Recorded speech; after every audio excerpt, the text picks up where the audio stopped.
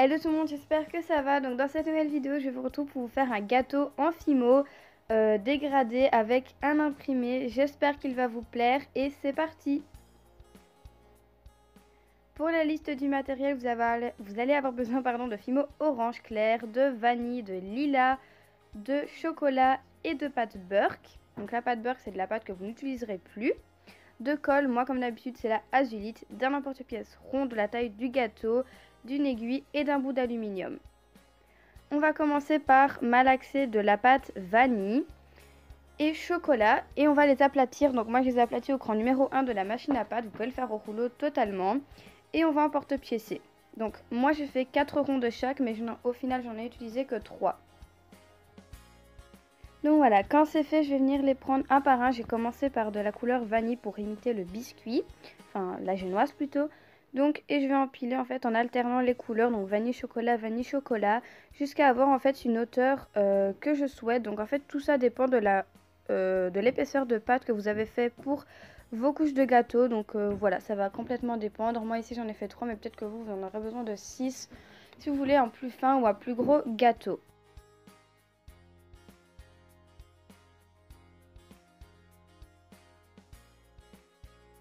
Ensuite, quand ça c'est fait, je vais venir appuyer un petit peu sur le dessus et le rouler pour bien, on va dire, unifier les couches. Je sais pas si c'est le mot adapté, mais bon, pour bien faire adhérer les couches entre elles, quoi.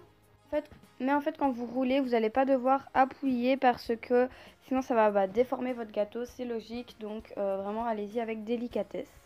Et donc, quand vous avez bien fait ça, on va venir le mettre de côté pour faire le glaçage en chocolat. Donc je vais étaler de la pâte environ au rang 3 ou 4 de la pasta machine. Et je vais venir mettre la face la plus jolie contre ma table. Donc voilà. Je positionne le gâteau au milieu.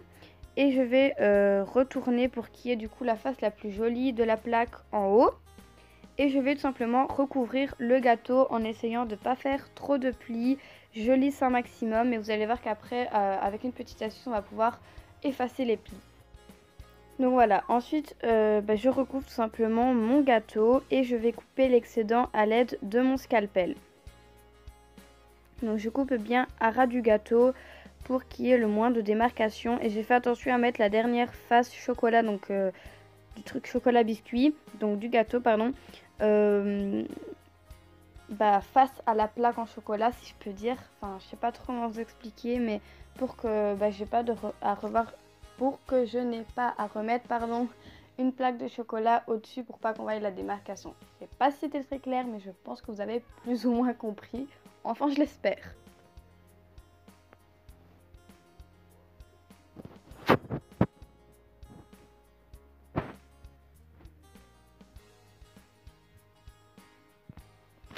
Donc j'essaye de venir lisser un petit peu. Et donc quand c'est fait, je viens prendre mon doigt dans une petite lingette et je vais venir tout simplement lisser pour enlever le maximum de plis. C'est pas grave, ça n'allait pas tout enlever, mais bon, le maximum. Et on va mettre ça au réfrigérateur le temps de faire le dégradé. Alors, pour faire dégrader, on va prendre 2 bouts de pâte orange et mauve de la même taille. On va les malaxer et les aplatir au cran numéro 1 de la machine à pâte.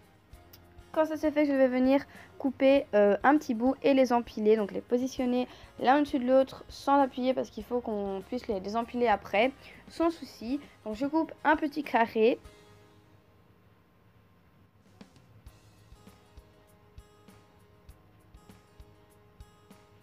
Ensuite, je les enlève l'un de l'autre et je viens les positionner côte à côte pour, avec mes doigts ensuite, venir, je sais pas comment faire, mais enfin, je sais pas comment vous dire plutôt, mais faire une jointure en fait entre les deux, les souder, voilà, pour que quand je passe à la pasta machine, ça se déchire pas.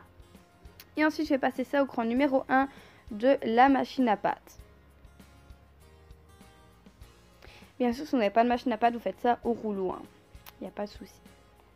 Quand c'est fait, je viens les replier donc dans ce sens-là et je fais attention à en fait le orange sur le orange et le mauve sur le mauve et je fais ça jusqu'à avoir le dégradé. Donc je passe à la machine, je replie, je passe à la machine, je replie en faisant par exemple 3 crans numéro 1, puis 3 crans numéro 2, puis 3 passages au numéro 3, etc. Jusqu'à avoir un beau dégradé comme sur l'image. Quand c'est fait, je vais venir mettre mon emporte-pièce et du coup emporte-piécer. Et je fais bien attention qu'il y ait la moitié du mauve et la moitié du orange sur mon cercle. Voilà, qu'il n'y ait pas plus d'orange que de mauve ou inversement. Sinon c'est pas très joli. Ensuite je viens placer mon tampon en acrylique. Donc celui-là vient de chez Action. Je pense que je l'ai oublié dans la liste du matériel. Et je viens bien appuyer pour faire adhérer le motif et qu'on voie bien le relief. Donc pensez à le laver avant pour pas qu'on voie l'encre. Si c'est pas le cas, bah, vous pouvez l'enlever totalement après la cuisson avec un petit peu d'eau et une lingette. C'est totalement faisable, je l'ai fait une autre fois. Ensuite je viens positionner sur le gâteau que j'ai préalablement sorti du réfrigérateur. Donc ici je galère un petit peu à le mettre bien au-dessus, mais vous inquiétez pas, c'est assez facile. Et je viens couper une part, donc en fait on l'a mis au frigo pour que quand on coupe, il n'y ait pas de dégradé entre le chocolat et la pâte claire, vu que c'est des couleurs, on va dire, un peu opposées. Voilà.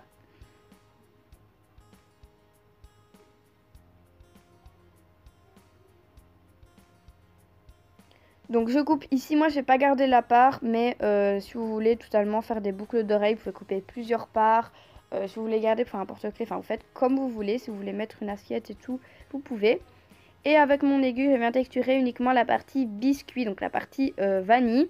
Vous n'êtes pas obligé de faire que vanille, vous pouvez faire chocolat aussi si vous estimez que c'est du gâteau au chocolat. Moi ici j'ai fait comme si c'était de la ganache, donc voilà.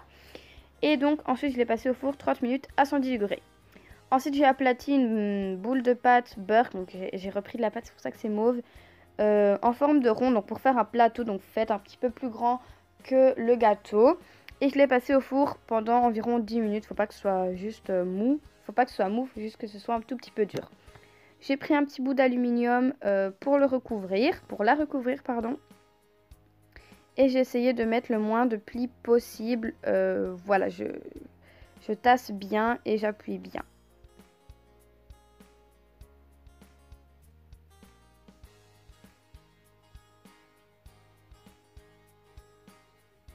Donc voilà, qu'est-ce que ça donne quand c'est fait.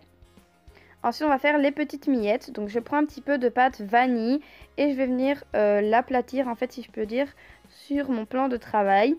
Et avec une petite aiguille, je vais venir, en fait, gratter, si je peux dire, la pâte pour faire des petites miettes, donc de différentes tailles. En fait, vous en faites des grandes, vous en faites des petites et des moyennes. Vous en faites une petite quantité, hein, il n'y en a pas besoin de beaucoup, mais un petit peu quand même, quoi.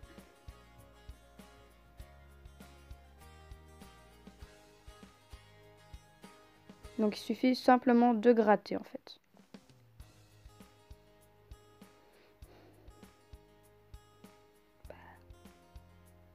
Donc quand c'est fait, je vais venir prendre un bout d'aluminium pour passer au four. Vous pouvez prendre du papier sulfurisé si vous voulez. Et je les mets dessus et je les mets au four. Ensuite on prend le gâteau, donc ici je l'ai déjà verni. Et je le mets sur la plaque. Et avec un petit crayon, donc sans déchirer le papier aluminium, je viens dessiner l'emplacement de la part pour savoir où mettre mes miettes.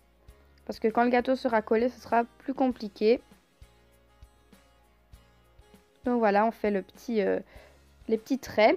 Et je viens mettre donc du vernis Fimo sur la partie où j'ai tracé la part. Et puis je viens simplement coller mes miettes. Donc vous pouvez, comme je l'avais dit dans une précédente vidéo, je pense que c'est dans une vidéo que je fais la coque, mais je suis pas sûre. Bon bref. Vous prenez un vieux crayon de cire ou une pastel ou un truc pour le maquillage. Voilà, un crayon. Ça marche pas avec les crayons de bois. Hein.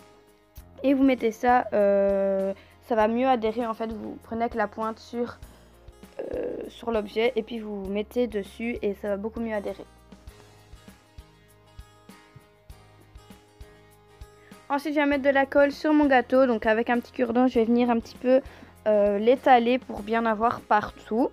Et puis je le colle simplement sur mon gâteau, oui, en faisant bien gaffe de le mettre à l'emplacement où j'ai tracé la part, bien évidemment, sinon ça fera un petit peu bizarre.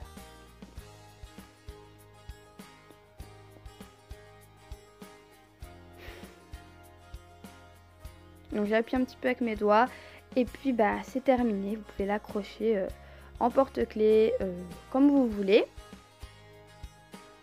Donc voilà, ce tuto est terminé, j'espère qu'il vous aura plu, dites-moi ça dans les commentaires ainsi que les suggestions de vidéos que vous voudriez voir.